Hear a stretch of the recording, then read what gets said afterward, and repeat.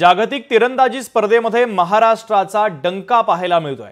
महाराष्ट्राच्या गाथा खडके शर्वरी शेंडेला कांस्य पदक मिळालेलं आहे। कॅनडामध्ये सुरू असलेल्या जागतिक तिरंदाजी स्पर्धेमध्ये महाराष्ट्राच्या गाथा खडके शर्वरी शेंडेनं जियाना कुमारच्या साथीनं ऐतिहासिक कांस्य पदकाची कामगिरी केली आहे। अमेरिकेच्या संघाचा 6-0 दणदणीत विजय नोंदवून 18 वर्षाखालील रिकर्व्ह प्रकारामध्ये भारतीय मुलींनी कांस्य पदकाचा पराक्रम केला।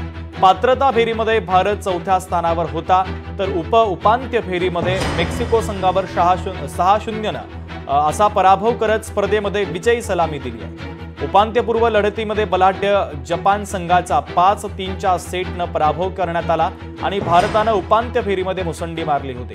उपांत्य फेरीमध्ये कोरिया संघानं भारताला कडवी झुंज दिली। 6-2च्या सेटपर्यंत लढत रंगली। अखेर 1 गुण फरकानं कोरियानं निसटता विजय संपादित केला। कांस्य पदकाच्या लढतीमध्ये अमेरिकेला भारतानं एकाही विजयाची संधी दिली नव्हती।